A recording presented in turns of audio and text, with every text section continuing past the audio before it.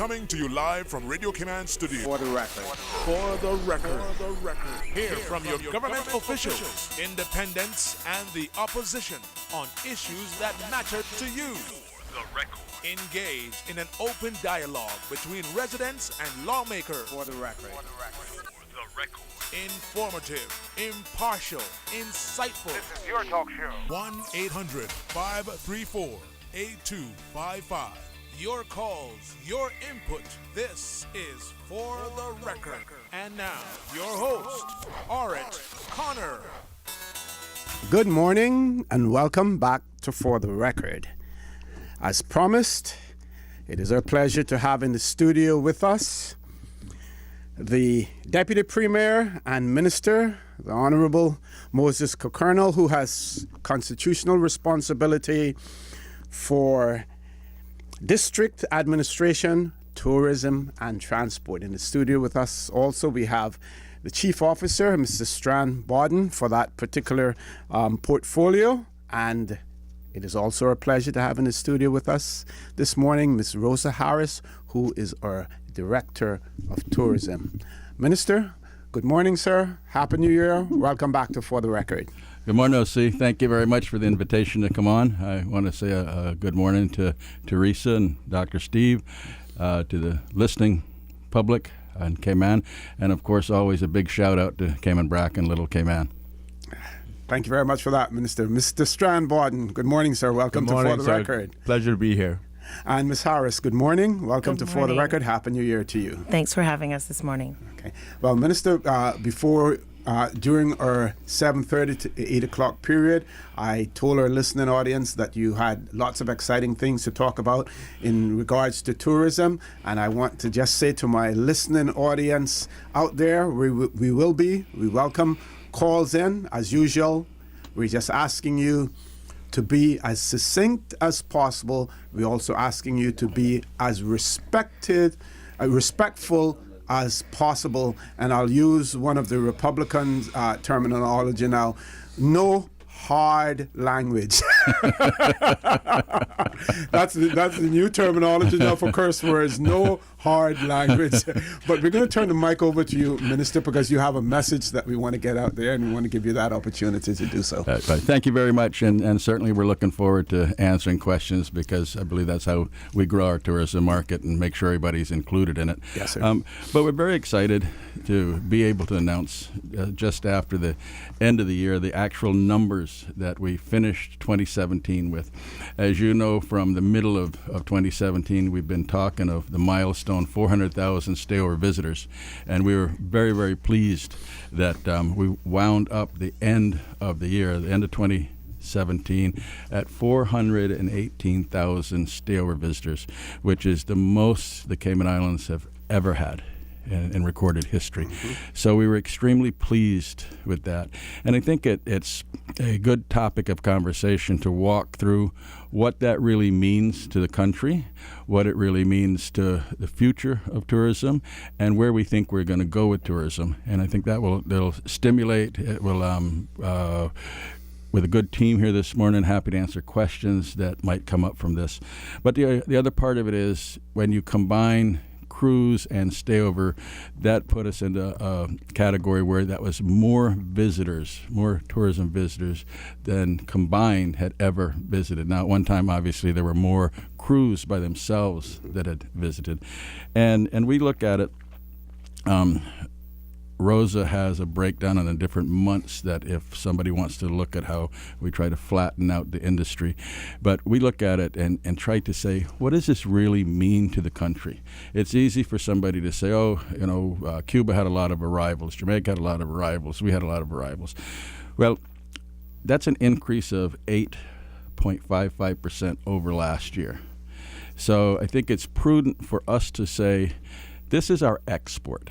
We don't have gold that we mine. We don't have bauxite. We don't have some hard export that you can see it leaving in a ship. What we have is our exchange of foreign currency comes in from our tourism and our financial sector. It's extremely important for the country when you're growing your industries, and you see the foreign exchange come in. So what does last year, the increase over the previous year in the arrivals actually mean in dollars and cents for that 1 year? And we view that as that is our export. So that translates when we do the spend from stayover and the spend from cruise, it translates to $57 million more without a multiplier effect on it that was spent in the Cayman Islands over the previous year. So obviously that trickles down into when you see tour operations, when you see taxis, when you see the shops, when you see the incremental business that Cayman Island Airport Authority, Cayman Airways, Tourism Travel, all of these that spread out. And we always like to say that when we really look at it, tourism is everybody's business. So it's a very good thing to understand what creates it and how we all contribute to it. So I think that's really, really important as a topic of conversation. And like I say, happy to take questions this morning on that.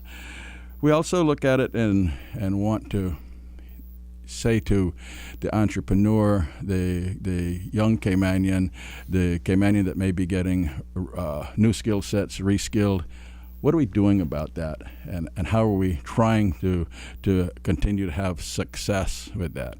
Well, when we say the growth that we see next year is going to be on the indicators around 5%. We believe that gives comfort to people who are looking at a way to get into the industry and understand how they can get in. So the opposite of that is if we say, we're not sure what's going to happen next year, but there'll be less business. That doesn't give the incentive and the comfort to somebody who's looking for opportunity to say, I want to look at this industry. I want to see how I can be involved in it. And then the other part of it is the skill set that's actually needed. Rosa, Department of Tourism, the ministry works very hard to be involved with people who want to look at how IT can help them, how small business can partner, those types of things. And then the other part of it is that we're extremely proud of is the hospitality school, which we talk a lot about vocational schools, but the hospitality school is truly the vocational school for tourism that's showing tremendous success with the young graduates who are in the industry now and are proud and happy to talk about it, and some that choose to work in the industry immediately, and the others that choose to go on to get their associates, their bachelors, and their masters. We follow them. We try to mentor them. We support them, and a couple of events every year that we try to get them all back together in one room to talk about it. And it's one of the nicest evenings. And I think we make a point to make sure we invite this year so you can touch and feel some of that with the young people. Excellent. And the success. The other part of the success is we were really happy to be able to talk about new airlift coming into the country. Last week we were able to announce JetBlue is starting a daily service out of Fort Lauderdale, which will connect their West Coast carriers in rather than connect. I think it was not economically convenient for them to connect through JFK, so they look at a different gateway. Southwest is adding another flight in next year out of Houston. So you start seeing as the increase in hotel rooms come, as Airbnb provides opportunity, vacation rental by owner, you see airlift coming as well. And that's when you see all the pieces starting to come together of somebody wanting to entertain the idea of vacationing in the Cayman Islands, then having the right amount of seats to get them here, then having the right amount of beds to put them in, and then the attractions that we offer for opportunity for what they want to do while they're here, and obviously getting them through the airport and getting them back out, and that's pretty much the last that they're going to get to leave with about Cayman.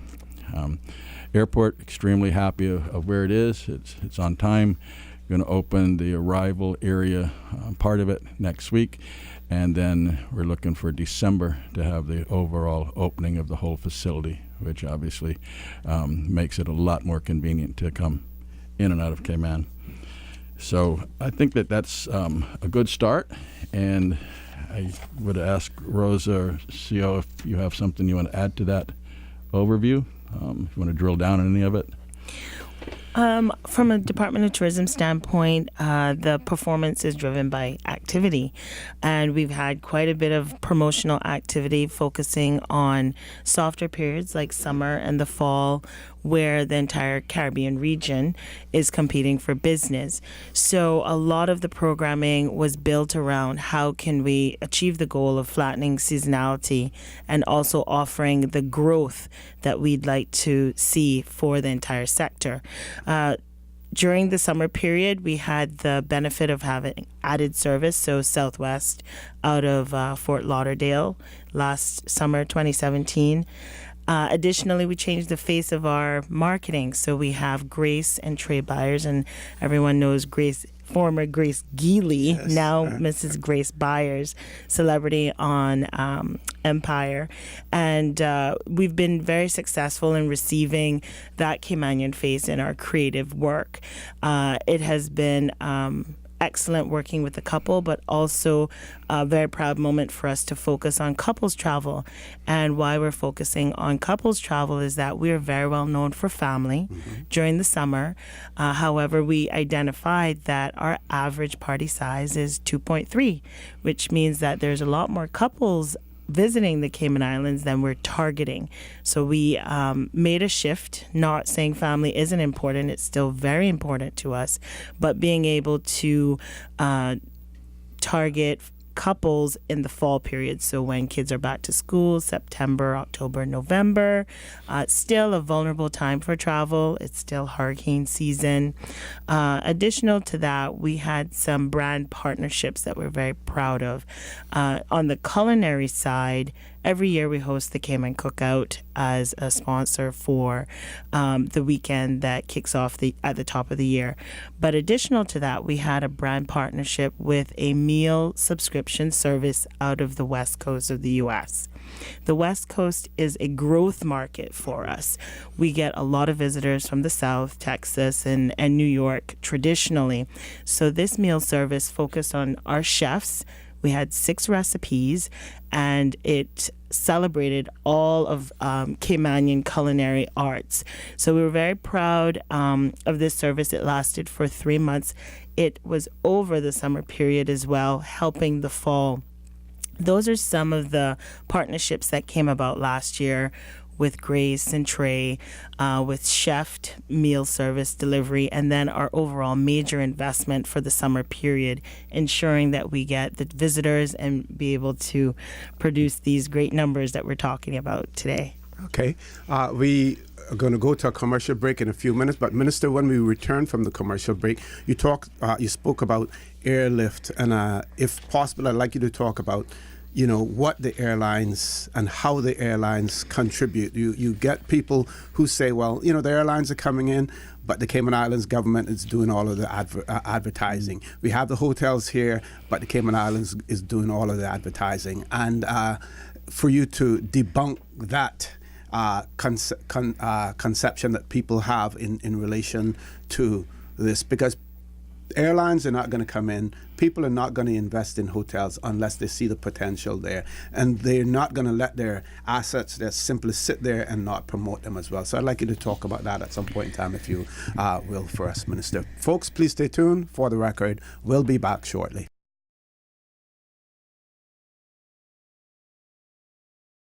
Good morning and welcome back to For the Record. We have a full house in the studio with us this morning. Ms. Teresa Pitcairn, Dr. Steve McFeel. We have Ms. Rosa Harris, who's the Director of Tourism. We have Mr. Strand Borden, who's the Chief Officer in the Ministry of District Administration, Tourism and Transport. And we have the Deputy Premier and Minister, the Honorable Moses Kokernal, who has constitutional responsibility for District Administration, Tourism and Transport. I'm told that we have one caller, so let's go to the phone lines. Caller, good morning. Welcome to For the Record. Good morning, Mr. O.C., and good morning to your panel. Good morning, ma'am. Yes. I have a 1 million questions for Mr. Moses, but I know I will not be able to get them all answered. So I would like to throw a couple up there, he can write them down and inform me while he's on the radio. Go right ahead. Okay, good morning, Mr. Moses. Good morning. How are you? I'm good. I'm a taxi driver. Uh-huh. I just want to say that I believe that we should have more meetings for our taxi drivers. You can put that down on your list. Okay. Another thing, the urine test at the hospital is $93. Now it goes to $117. You could probably answer that for me later. I like to know if the passengers by air and by cruise ship are by capacity or they head count. You can write that down. Also,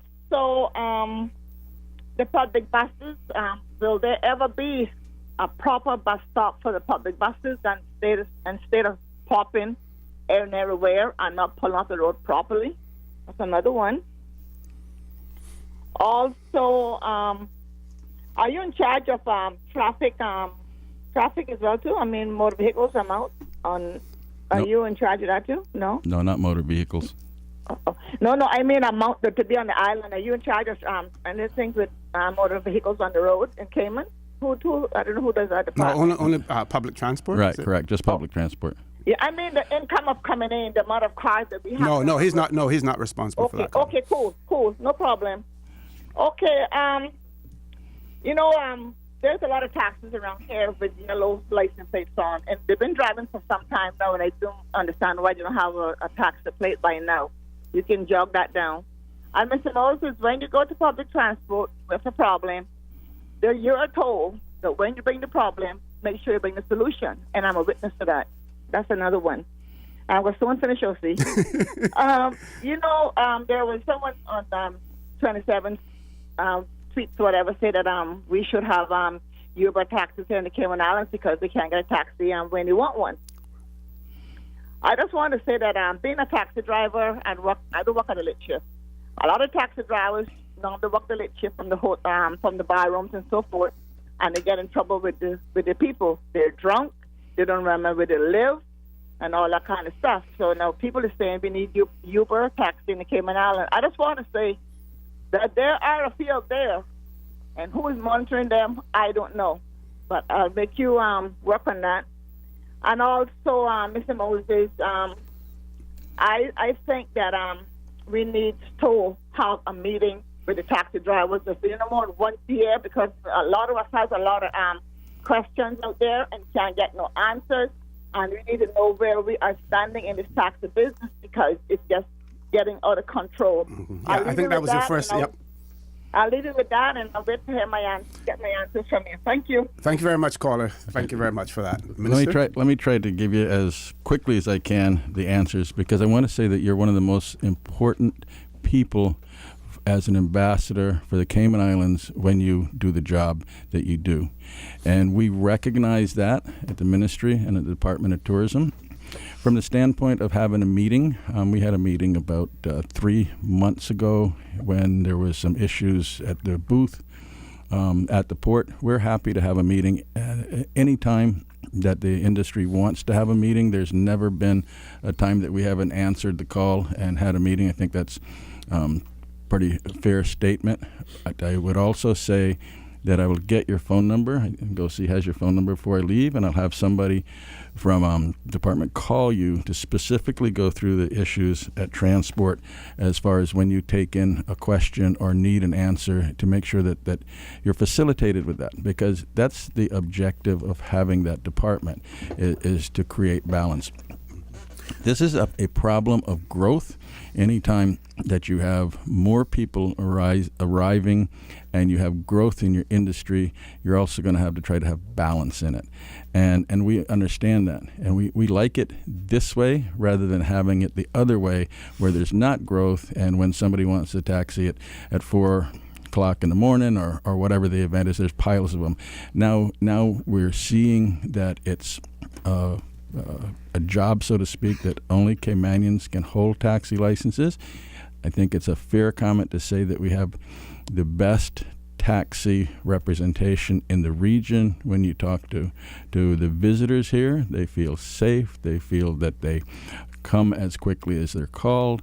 But again, we realize that bus stops, all of those different things, transport is part of the infrastructure of the growth of your country. And we have to understand how we do it and how we continue to do it well and strive to do it better. Completely realizing that the time that you spend in transportation is productive time, and whether it's going to work or whether it's going to something social, it's your time, and you want to be as efficient as you can with it. If I could ask you a question, Minister, in relation to the taxi drivers, and you may or may not know this, and I didn't get it, I should have taken the opportunity to ask the caller whether or not they have a central body, an executive body as far as taxis are concerned, or are there independent drivers, and is there an association that they belong to, some recognizable group whereby some sort of collective bargaining can take place? What we've encouraged them to do, and quite a few have, is to join CITA. But I'm going to ask CO or Director of Tourism. The last meeting, I think there was representation from two different groups. I don't know if they've named themselves, but it's a very strong representation, and they come with numbers when we meet with them. Okay. Yes, sir. It was taxes and then tours as well. It's two separate. And representation from each. Yes, and we meet in the large room downstairs at the government building or any other place they'd like. So I hope that answers as many as I can, as quickly as I can, and I hope I can get her some satisfaction with somebody reaching out from. One of the other questions that she asked had to do with the head count, whether or not, in terms of cruise arrivals, whether or not that's the actual amount of persons who disembarked, as opposed to the number that they are carried by the vessel. I believe that was one of her questions as well. The number that we've quoted would be the manifested figures. Okay. Okay, Minister, hand over to you again. Your question that we left on break, that was about... Oh, yes, the contribution of the airlines and the hotels in terms of marketing the Cayman Islands. Okay. Well, let's start by looking at developing an industry and looking at the different type of stakeholders that you would have. I think it's fair to say and understand that if you're the Ritz and you have that brand, you understand how you're going to be profitable. You understand how you're going to get the revenue to take care of the debt that you had to be involved in to build a property, and you understand the actual type of person that you want to stay in your room.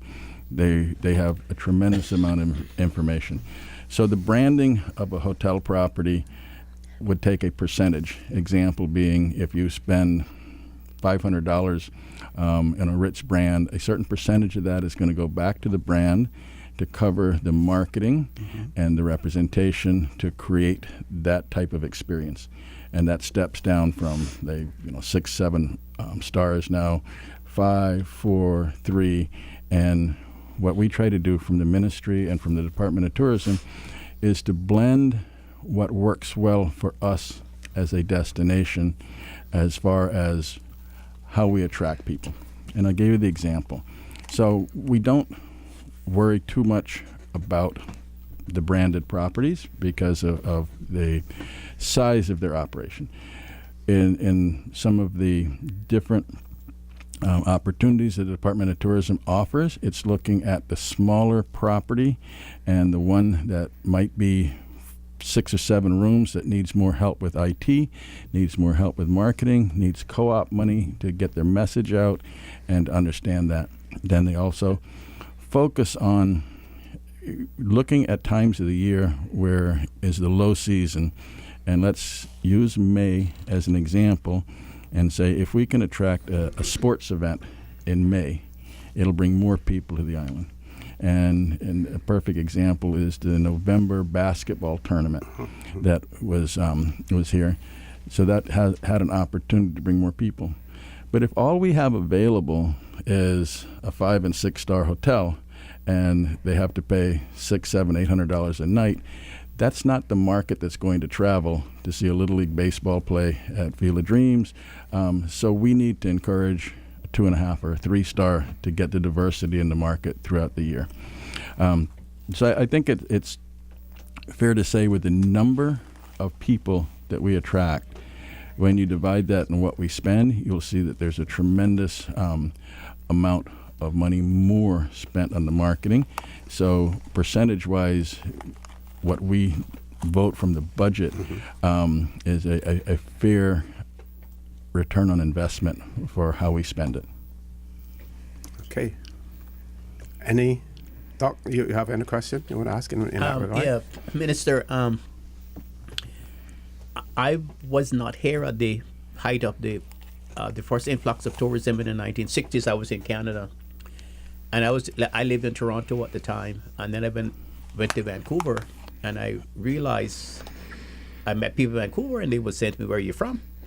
And I says to me, "Well, the place I'm from is not even on the map. It's so small, like you wouldn't find it." And they said to me, "We know where you're from. I can hear the accent." And I says, "Where?" It says Cayman Islands. Say, "How do you know?" And they said, "We have been going to the Cayman Islands 3 times a year." And then I start realizing that they had this Pacific Western airline thing from Western Canada taking people down to Cayman every fortnight. I think the hotel then was owned by McLean's, the McLean's, one of the hotels, the Galleon and the La Fontaine. And there was a thing called the Cayman Canadian Connection. I used to go to their dances. They would put on by a guy called Herb McManus, who had the charter. But one of the things that I noticed from the papers I used to get, the weekly then, I think it was called the Caymanian Weekly, Yes. was that there were a lot of interaction between the people who came and the people who were here. I remember people said, I said, "Well, where do you stay?" They said, "Well, we checked into the hotel, but we stayed with Yogi, or we stayed with Teacher McFeel, or we stayed with some people like that." And the local people had sort of were more hands-on, and they made some money out of the dollars that the tourists were spending for accommodations. And then a couple of years ago, I went to Barbados. My wife and we went to a place called St. Lawrence Gap. It's about the size of Bodden Town, and I was surprised to see that nearly every little home had a room rented, and tourists were sitting out in the front yard in their in their beach chairs, and they were happy, and they were and the people who had the little bedroom house or something had 1 bedroom rented to the tourists, and they were making some money. But I don't see that in Cayman at all. I don't see the small entrepreneur making any money out of the tourists other than he having a taxi or he's trying to sell them something on the dock or something like that. Is there any view to having more interaction with the tourists? And again, I think during that time, Mr. Bergstrom and Mr. Warren Conley, who was then the Minister of Tourism at the time, they had a lot of interaction with the tourists by having functions like at the Brack Room. That was the biggest place in Cayman at the time to have a function. And every 3 months or something, they would have a function. And they would invite tourists. And they would invite a whole set of local people. I remember seeing some people who I'd never seen out in years. And I was saying that suit they must wear must have been 50-year-old because it couldn't have been a new suit. Yeah. And they would come from all parts of the island to meet and greet the tourists. And they would sit in the line and they would introduce them, say, "Well, this is Mr. So-and-so from Bodden Town." And it was a real happy occasion with Caymanians and tourists. Right, absolutely. And I want to thank you for the question. It's amazing how history repeats itself. The largest arm of growth for tourism, I think it's fair to say, is an Airbnb and a vacation renter by owner market. And what that is the phenom of Uber and the sharing community. People are extremely excited about sharing a room in somebody's house, about looking at cultural tourism, about understanding heritage, about exactly as you say, getting back to how do we really live. And if you look at, I'll ask Director of Tourism to speak about it a little bit, because specifically we have an initiative for that. and the initiative is extremely successful, so much so that we even brought somebody else on to make sure as they stay in other properties, how is that monitored by the Department of Tourism? How do we make sure it's what they expect when they arrive? How do we make sure that the repeat visitor is built out of a good guest experience? So we want to make sure that when somebody puts something on the internet and they come down in the sharing community through Airbnb or whatever and stay in a private residence, that they get what has been advertised. But exactly as you have described it, we say it's a competitive edge for Cayman, because once they meet the Caymanian people, they want to come back. Okay, we're going to take a commercial break now, Minister. Folks, please stay tuned. For the record, we'll be back shortly.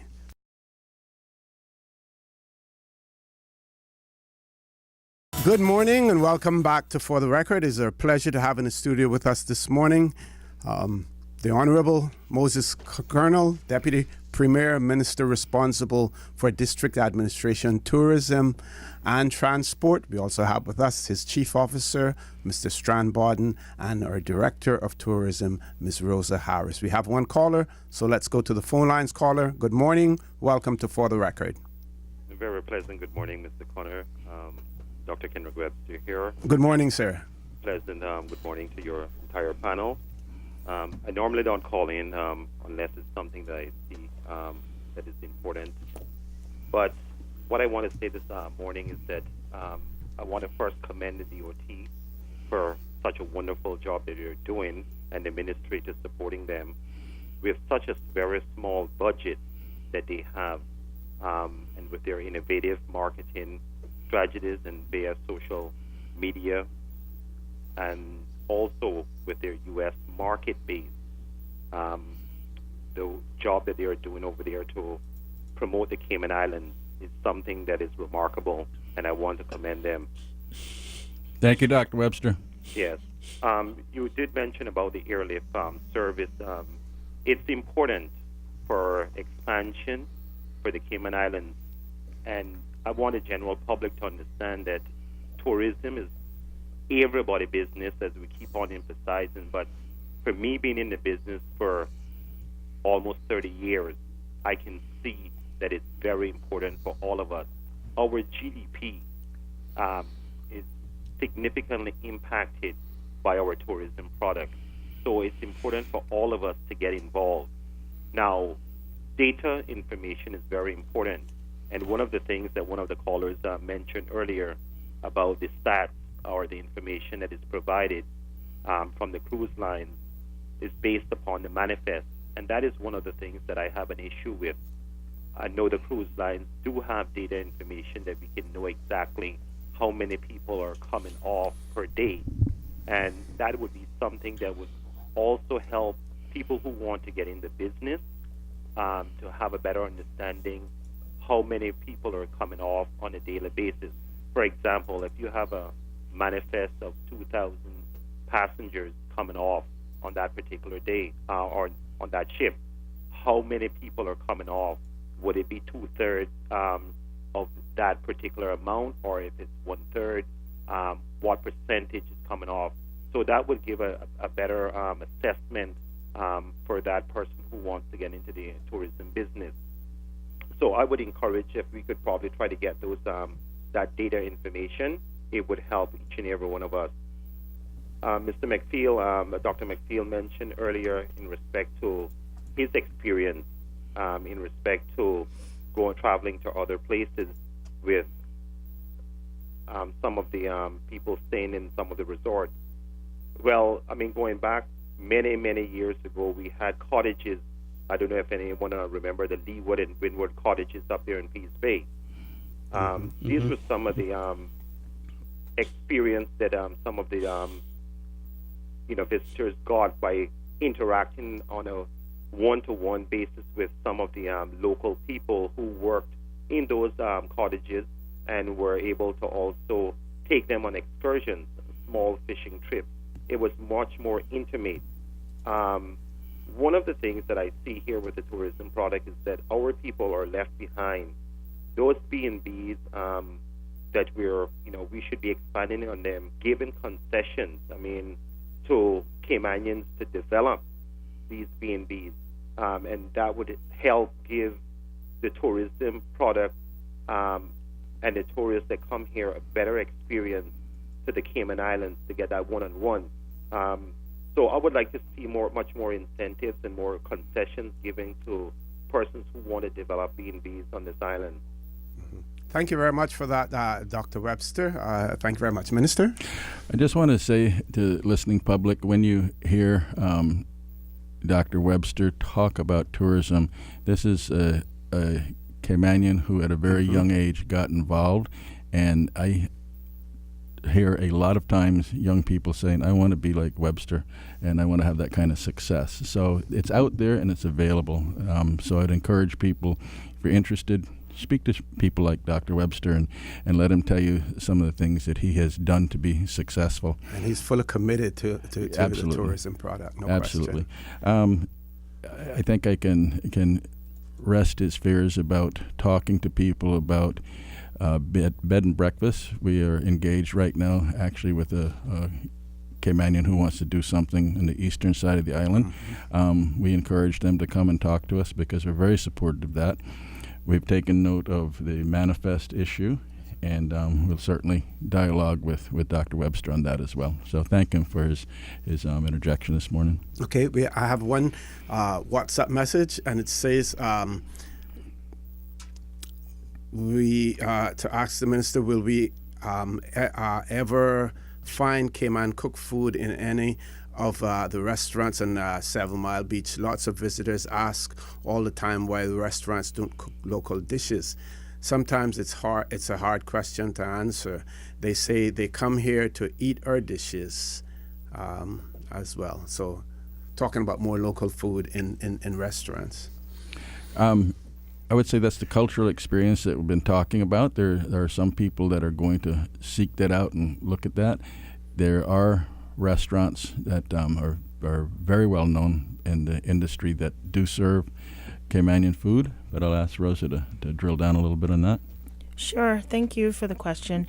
One of the strengths that we have as a Cayman Islands is that our visitors are able to explore our island. They don't just stay on their hotel property or on 7 Mile Beach. They get out, they drive to Miss Vivine's in East End, they go to Rum Point to experience a different beach experience on the eastern side. So what I would say is, whilst we don't necessarily create menus that's on the 7 Mile Beach corridor, we have such great offerings across the board. We want our visitors to explore every part of the Cayman Islands. We want them to meet the people. And how we're structured, that means that they might have to take a taxi or drive a rental car to get there. But it is there, and a part of DOT's mandate is to ensure those restaurants have exposure.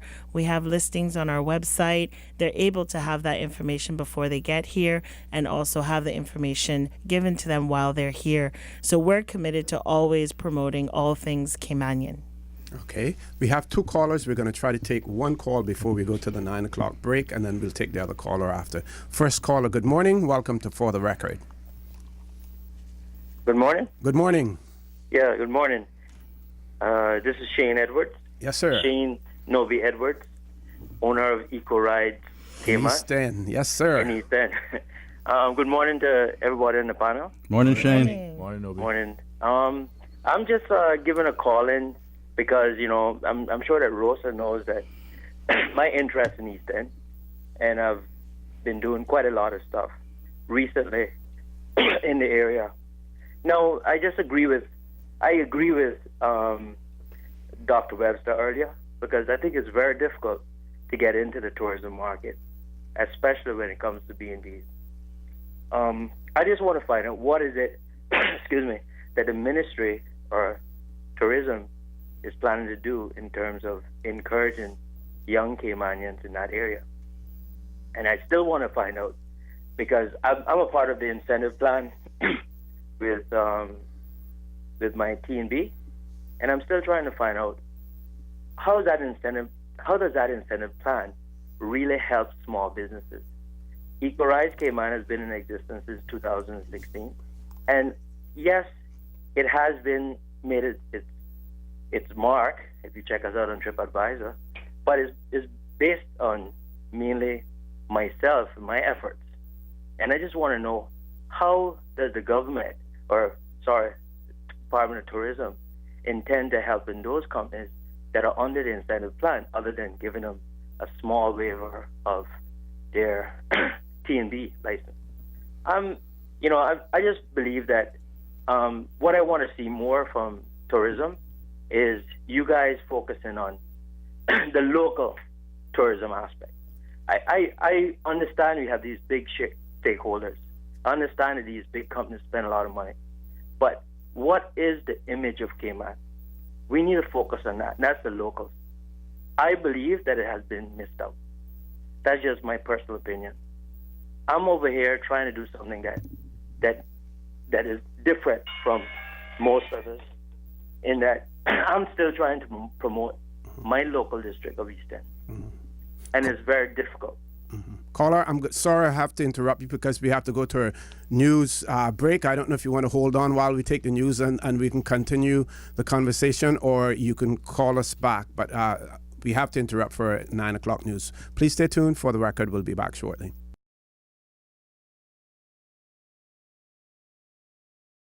Good morning and welcome back to For the Record. I just want to remind our listeners the WhatsApp number that we have, which is 925-3261, should not be used for calling us. Please send us a text or leave a voice note because we won't be answering the telephone while we're on the show. So WhatsApp, send us a text message or a voicemail. We have three callers. We're going to ask everyone to be as succinct and brief as possible because we want to accommodate everyone, and we still have the caller who was on there prior to us going on a break. So let's continue with that caller. We'll wrap him up and we'll take the other caller. Mr. Shane, go right ahead, sir. Yes, sir.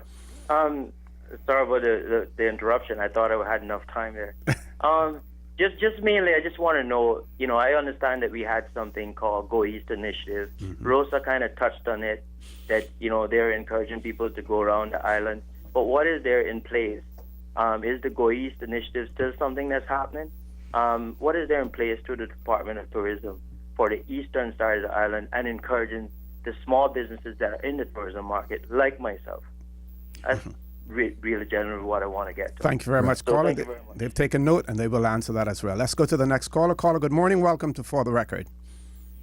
Good morning. Good morning to all the gentlemen. And Good morning. Yeah. Morning, sir. I just want to put a few things, then you can comment on it. For one, we'll talk a lot about this tsunami the other day, and early warnings that I know the tsunami does not take long to get here. We had instant warning. Caller, can we limit it to tourism? We don't have a whole lot of time. Let's limit it to the tourism product or transport. I was just going to say, what is any plan in place if you're having tsunami to evacuate the tourists off the island, the hotels, right? And the other question is, the other thing is, yes, you got a lot of Caymanians work front desk and the whole things in hotels.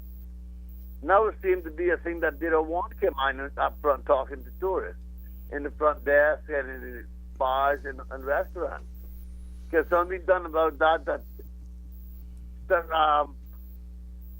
with the work permit, work just on sections. Like all hotels want to see anybody want to work in a whole front desk or up front professions where the tourists can meet them. Can anything be done about that? That's all, gentlemen. Thank you very much, caller.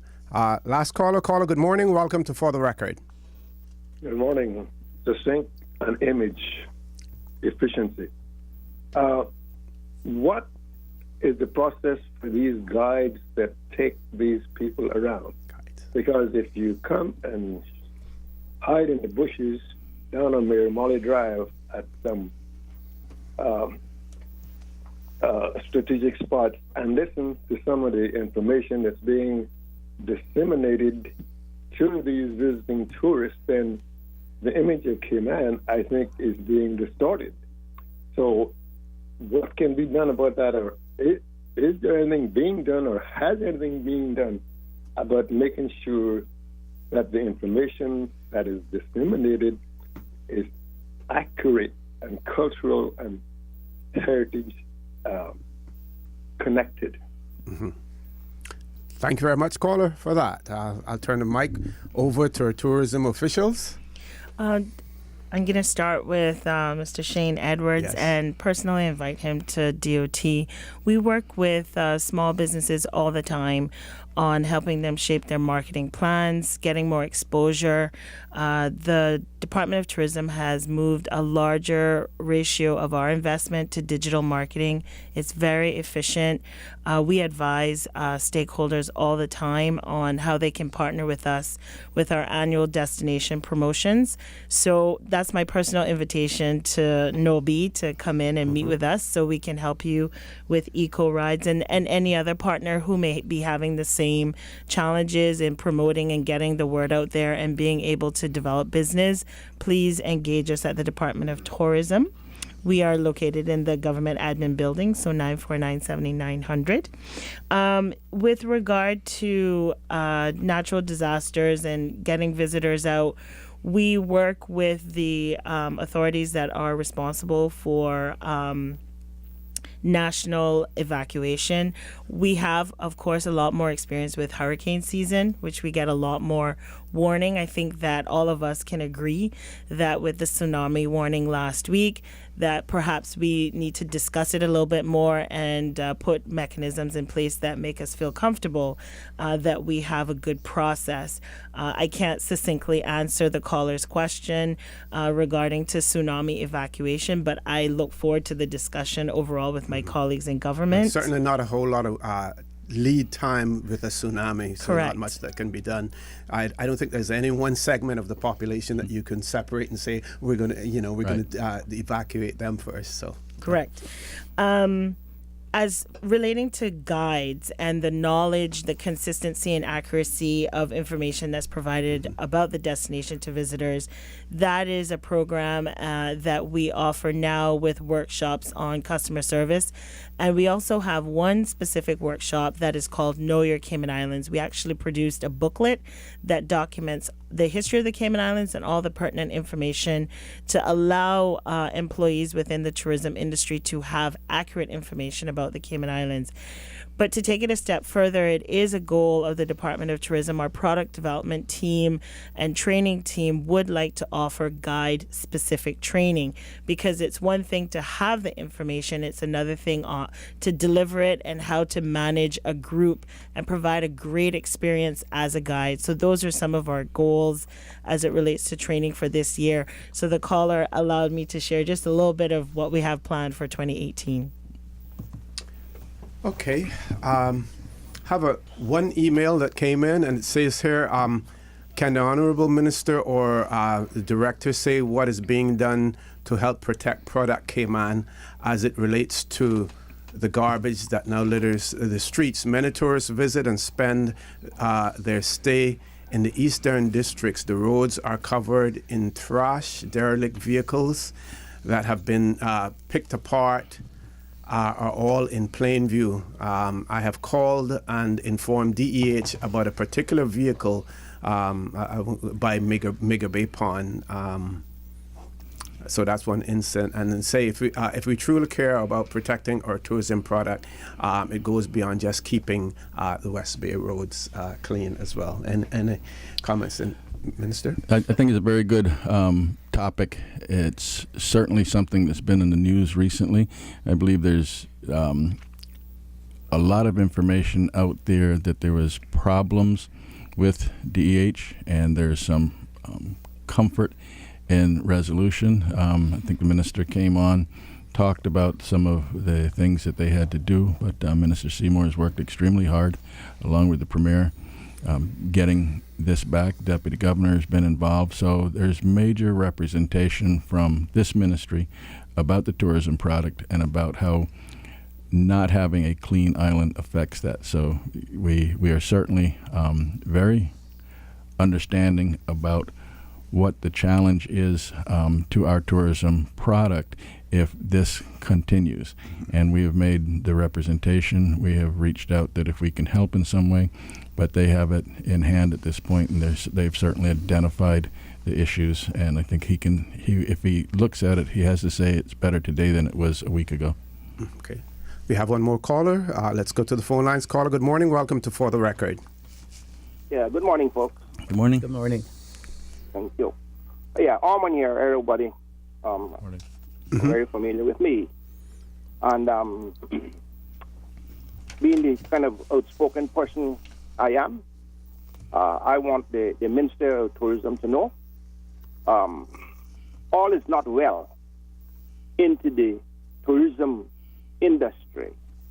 And I would invite the minister, any given time, if he has not been there, go down by the North Terminal especially and see what's happening when you got 3 and 4 or 5 cruise ships coming in. Okay? I am an ambassador, a proud ambassador to this country. I have served this country in the tourism department for at least 35 to 40 years. And I am embarrassed what I see going on there. We are legally licensed to operate down at the dock and any other place. You have people that are not licensed that are operating there, and they are absolutely outright hassling the tourists. I've seen just about 3 weeks ago, you know what I've seen? I've seen tourists come off of the tender, and they were so harassed. The gentleman took his wife by the hand and said, honey, let's get back. We're going back on board the tender. And this is so frustrating that nothing has been done about this for so long time. I can guarantee you when Mr. Jefferson or Mr. Borden, Jim Borden was there, this could never have happened. And we have made numerous representation calls to Department of Tourism, the police, and nothing. The police is saying this, they have permission. And these people are out rude to the tourists. They don't take no for an answer. So I might sound a little negative, but it is the truth. And I got lots of people that are so upset that are not, they just don't want to call in, okay?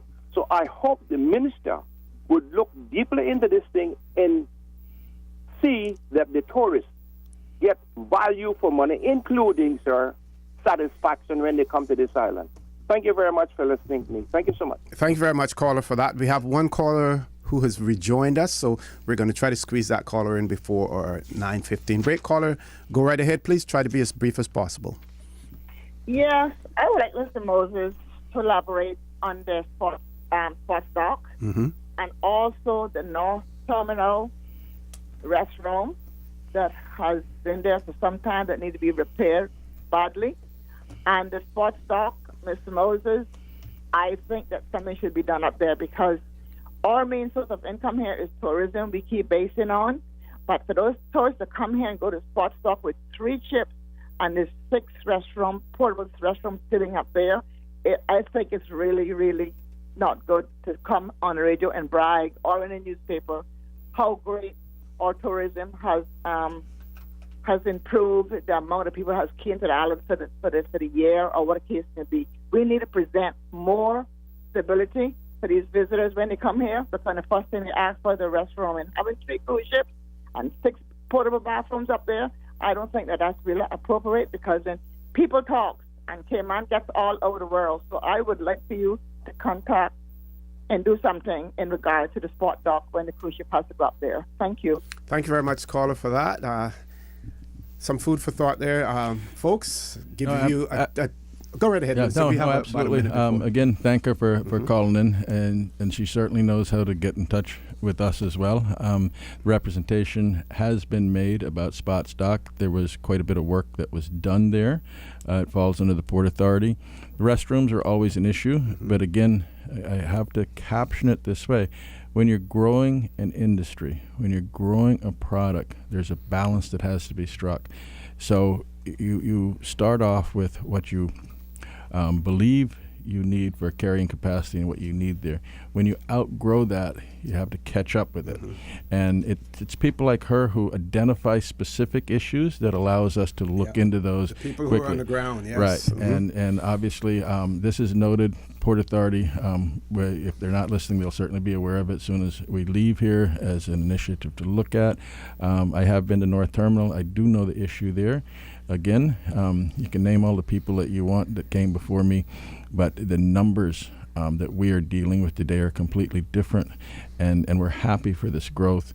We acknowledge the growth, and we acknowledge that through this there's going to be some issues that we have to improve, whether it's the human capital infrastructure, the bricks and mortar infrastructure, but all of this is us working together, identifying the problems, and I think that he have to admit that there are more police in the Georgetown area now, so that's one of the initiatives that they see being carried out to deal with some of these. Actually, I saw YouTube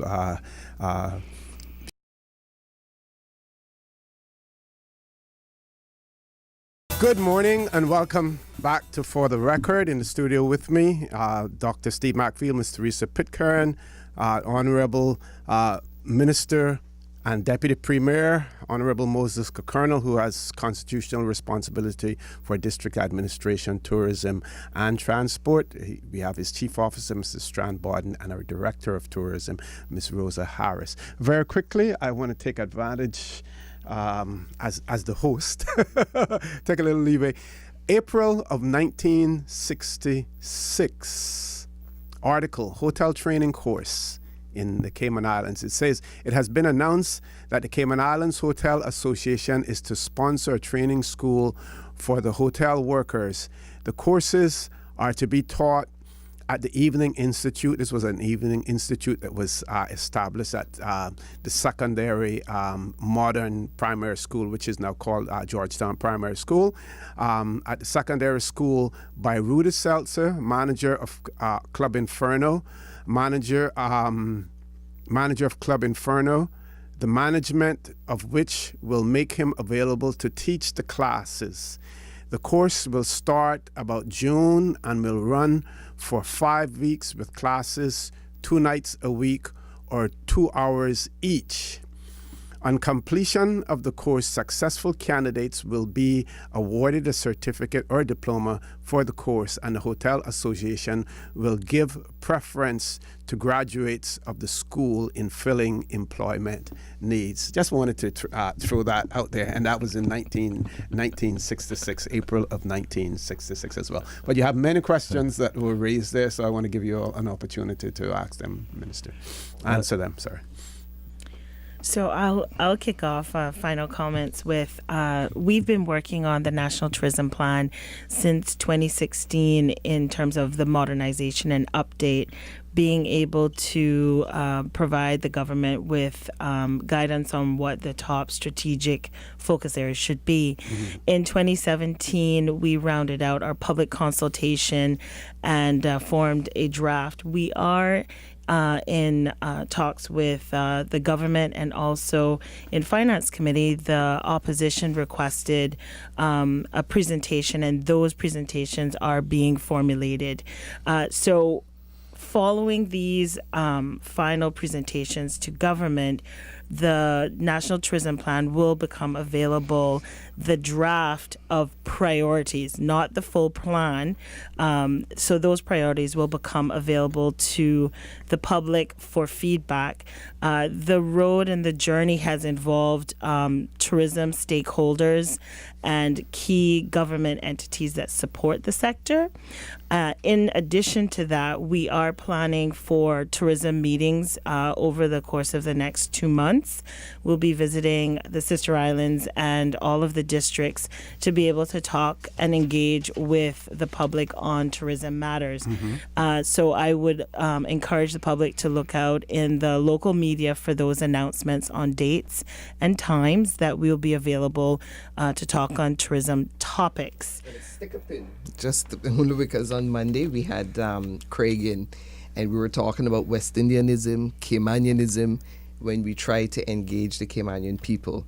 And you know what, we kiss our teeth and we say, oh, that whole thing, that's out there. We don't need to get involved and engage. So I guess I would like to ask whether or not you guys are going to be really, really creative to get the impact and impressions from people on the ground. Because I know I was messing with OC and Craig in the context of the sports, you know, when they were trying to bring in people to get them the pioneers and so on, and Craig was saying, you know, we had so much problems trying to get Cayman people involved because, you know, we put things back for later and wait until the very last minute before we get engaged. So with respect to what you have just said, my question is, what are the creative efforts that you're going to introduce to ensure that we get real local participation? So if there's suggestions, I'm welcoming those suggestions from you. We did visit every district in 2016 and welcome the public to attend with Department of Tourism and the consultants that were from Solomar International. Department of Tourism are in the field all the time. We get feedback unsolicited. So we're available if someone does have a question. But if you're challenging me to get creative, we will. So I take on that challenge too. I wasn't suggesting that you weren't. That's okay. Please, I'm just putting it out there. Sure thing. And we're fully aware that there are a lot of persons who participate in tourism, and sometimes persons know how to get in contact with some DOT. They know the right person to call, and sometimes they don't. So I put it out there to say we are located in a government admin building, and we welcome the public to call and to engage with us. So the plans for engagement, we will have lots of meetings planned and the consultation for National Tourism Plan in due course. Right, and just let me add to that for Teresa's comfort. The creativeness is going to the Caymanian people rather than waiting for them to come. We're going out on the road to each district to be there, to invite them to come in and sit. We've even specifically looked at different times that would be more convenient for them to come. So I think that you'll be quite pleased when you see how that rolls out. And I think we're also looking at incentives, let's use that word, to come out and engage, and incentives to actually become involved after we engage. Yeah, okay. And some of the things that happen, this is a great question, Teresa. The engagement in tourism is an understanding. And I'll give you an example of sports tourism. In Cayman Brac, as an example, we didn't look at a sporting event as something that fell under the Department of Tourism until we started looking at flattening out the season, how we could be more involved, and how many people would actually travel. So now reaching out to a community, all of a sudden the coach starts realizing that they need to be involved in that conversation when you're talking about the tourism plan. The same thing with medical tourism, the same thing with a meeting that might take place. All of those we try to saturate information out that people start saying, well, it's going to be easy. I'll go down and be at the community center. Let us go out and see what they're really going to say. Okay. Ms. Susan, do we have any callers on hold? No callers, so we'll be finished with the calls now. We close off the calls. One WhatsApp message says, specifically and respectfully, could the minister and director say what is being done about the tremendous cost of transport in respect of how it seriously affects our tourism product, please? And when I say transport, I'm not sure, and I'll throw this out to the writer. Do you mean ground transport? Do you mean air transport? Do you mean both, or what? I'm not sure. Can I dovetail that question too? Sure. Because maybe they're interconnected. Someone sent me a note about the Auditor General's report that was disclosed in the paper yesterday. I actually wanted to ask that question as well, but perhaps off air. But I'll just quote what the Auditor General said at the very end. She said that the entity is still a long way from financial stability. That is Cayman Airways. And as at June 30th, 2016, Ms. Winspear's report noted the improvements in the financial performance and position of CL are encouraging, but it must be stressed that in the event government decides to discontinue the financial support, Cayman Airways would unlikely to be able to continue. And like I said, that was something I perhaps would have raised during the break to really dovetail into this thing about cost, because I know For example, it says that between 2012 and 2016, the government paid more than $86 million in output funding towards the national airline to help it to continue. Okay. I think Ms. Rosa was. you want to go first? I want this question. Sure. We like to talk about Cayman Airways because Cayman Airways is a success story for the country itself. The first part of it is don't look at Cayman Airways' balance sheet. Look at the country's balance sheet. Very simple example is if somebody is going to come from New York and they're going to spend a New York tourist stay or visitor probably spends $5,000 to $6,000 per week, and we buy a tourism route from Cayman Airways to fly that route, and per person costs us $200. That means that this country has basically received $5,000, $4,800 has been injected into our economy by Cayman Airways flying that route. The job of the Auditor General is very well taken to her point that balance sheet, when it's audited, shows where they are. From a government policy standpoint, we look at Cayman Airways as the tool that we have to stabilize incoming arrivals. And we also look at it as what we purchase from them. We expect in the perfect world that they would break even at the end of the year and provide this service. When you look at this region and you have the prime ministers and the deputy prime ministers and the ministers of tourism coming and saying, Cayman Airways is part of your success story. Look at what they do. Look at what they've done. And then when you sit down in meetings in the region and they put statistics, and I can tell you this factually will happen this year, and they put 8.5% growth in the Cayman Islands, a lot of them are going to say, but you have Cayman Airways. So it's a tool for success. We could talk about this all day because I'm as passionate as you are about this, Teresa. But the Cayman Airways itself, when you look at it, realizing that it is part of our tourism product, and it is 95% Caymanians from top to bottom, and its payroll is over $20 million a year. This has such a huge impact of stabilizing and creating our middle class. And it's a tool that we can use. You're talking about employing Caymanians, about labor markets, Cayman Island Airport Authority, Turtle Farm, Cayman Airways, all 95% Caymanian employees that are providing a tremendous service in the tourism industry. And when you look at the government purchases from them, it doesn't even meet the payroll that they pay out.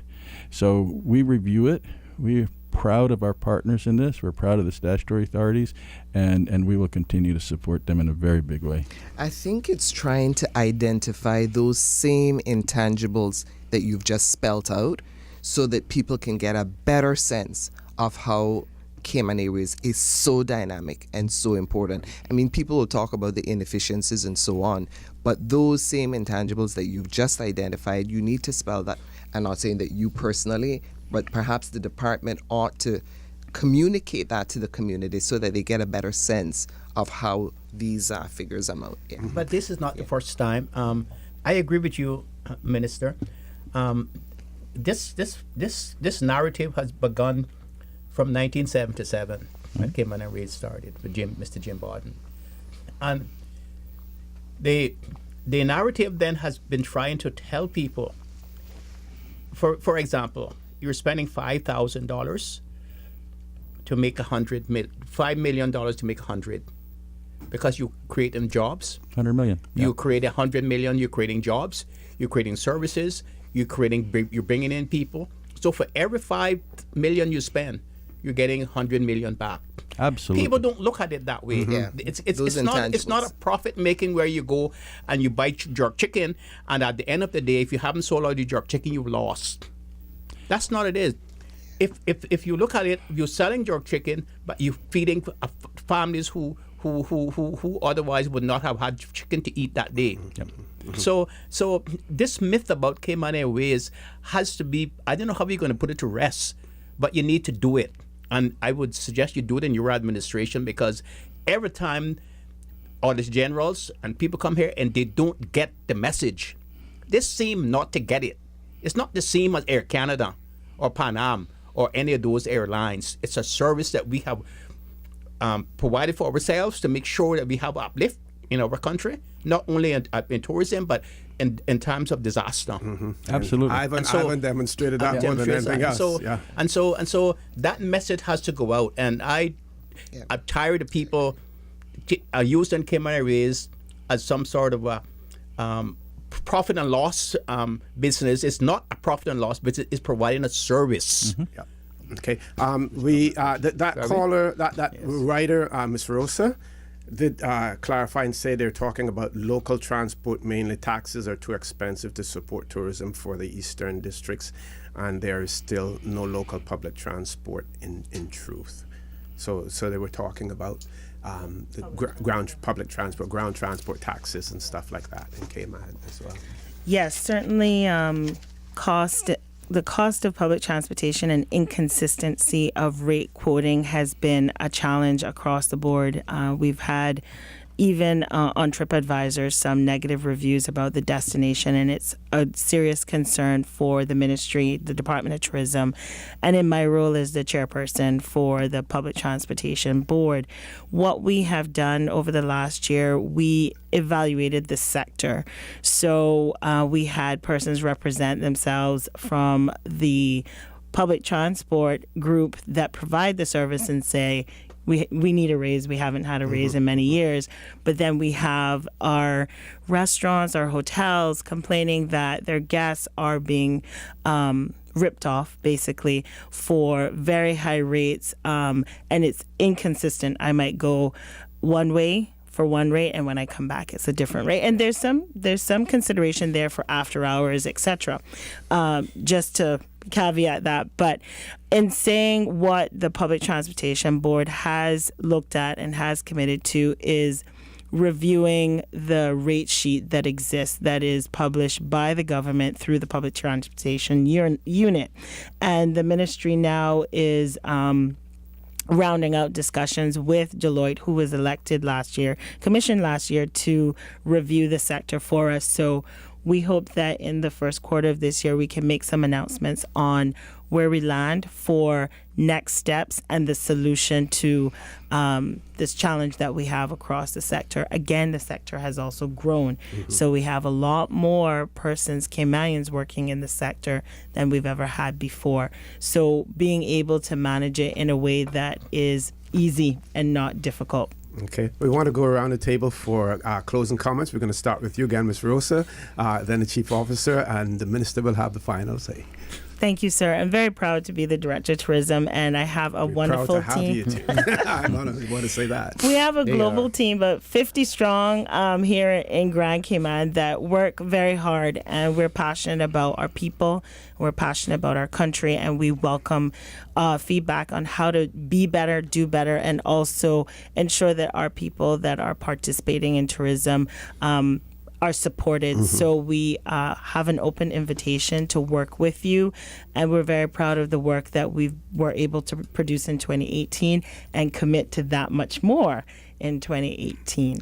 Thank you very much, Ms. Rosa. Mr. Strandbod. Thank you, sir, and thank you for having us this morning. Just want to say thanks to everybody, not just in the core ministry, but the overall ministry. We are so excited and proud to be a part of a ministry that touches tourism on every step of the way, from time you land to time you leave again. And it's not just the Department of Tourism, Ministry of Tourism, Public Transport, but Cayman Airways, Cayman Turtle Center, Public Port Authority, Cayman Islands Airport Authority, Tourism Attractions Board.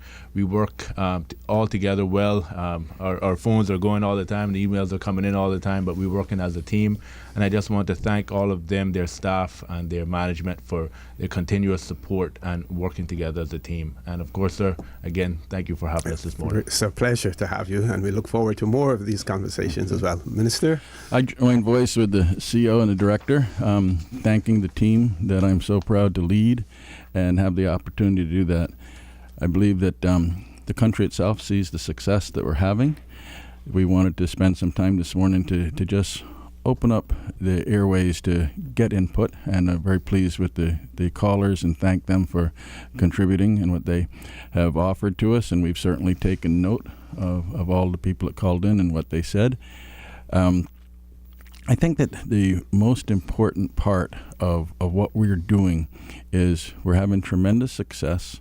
We're trying to, as was mentioned, educate and bring the message out of tourism is everybody's business and how people can participate. The growth demands balance, and the growth is a good thing. We are so happy that we have to manage growth rather than understand why we're not growing. And we don't have that problem. We see tremendous success ahead of us. We see a balance in what we're trying to do in stay over and cruise. We fight in a space that is extremely competitive, and we fight with a team that is extremely competent, led by the two that are sitting left of me here, along with myself, obviously. And so we thank the government for the support that they give us on a daily basis. We're really pleased. I got to thank all the colleagues that work with us and work with the ministry. This morning was a real pleasure to be here with each one of you. I think that what I've learned is I need to come back with the management of Cayman Airways and plan a day to have that discussion. Okay, I think great. might be a lot of fun. Yes. And then we just drill down into that. And I guess my commitment going forward is we have a lot of exciting tools that we work with Airport Authority, the new airport, the Port Authority, and identify those and have discussions about them. So I thank UOC, obviously, for allowing us here this morning, the invitation, and we really enjoyed the morning with Teresa and Doc. Before I let you go, I know we've talked about tourism in general, about the islands in general. Anything specifically you want to say about the sister islands as well? Well, we're pleased with Cayman Brac and Little Cayman. Little Cayman is showing very good numbers for last year. The forward bookings are quite strong for Little Cayman. We're excited about looking at the airport in Little Cayman this year as one of our priorities to see how we move that forward. Brac has had a good year from the standpoint of a 20% arrival increase. We're pleased with the number of villas that have come online, and we have had some two different people, or groups I should say, looking at some tourism opportunities in Cayman Brac specifically. So again, we've got a strong air service there now. We have a good infrastructure. We continue with the water and the roads, and we look forward to welcoming some more tourism accommodations there. Thank you very much. It's a pleasure to have you here. And I'm just looking at my screen here. I have a lot of electronic copies of the Tradewinds newspaper, and my guests and audience will hear me talk a lot about it. November the 17th, 1966. And one of the headlines in the Tradewinds that day, Galleon tour plane due. 70 visitors will be here on Saturday. That was a big thing in 1966. 70 visitors coming on a tour plane, and of course that tour plane you heard Dr. Macfield talk about it before, coming from Canada as well. So tourism has come a long way in the Cayman Islands. We have a lot farther to go as well. It remains one of the main pillars of our economy, and it is extremely important for us to ensure that our tourism product is as competitive or even more competitive than all of the other competing jurisdictions as well. One of the things that we didn't get an opportunity to talk about this morning is the effect of petty crime on our tourism industry. How do we go at that? We read in the papers, with tourists being accosted, on the beach, things being stolen. Those are the things that can damage our tourism product. It is not restricted to the Cayman Islands. Every destination has that problem, but it is something that we need to discuss, we need to deal with as well. Folks, I want to thank you, our listening and viewing audience, for allowing Radio Cayman, and by extension For the Record, into your homes, into your vehicles as you traverse the busy roads of the Cayman Islands into your places of work, whether it be an office cubicle or if you're working in the outdoors. I also want to remind you that we are our brothers and our sisters keepers. There is always someone out there who is less fortunate than we are, and I ask you to extend a helping hand to them. If you can't do that, then I suggest you donate to a worthy charity, because we always want to consider those who need, not necessarily those who want or even those who crave. I say to you, have a great day. Continue to support your radio station, Radio Cayman. Join Sterling, Dwayne Ebanks at 12 noon for a talk today. Have a great day, and as usual, we ask the good Lord to bless these three beautiful, wonderful Cayman Islands.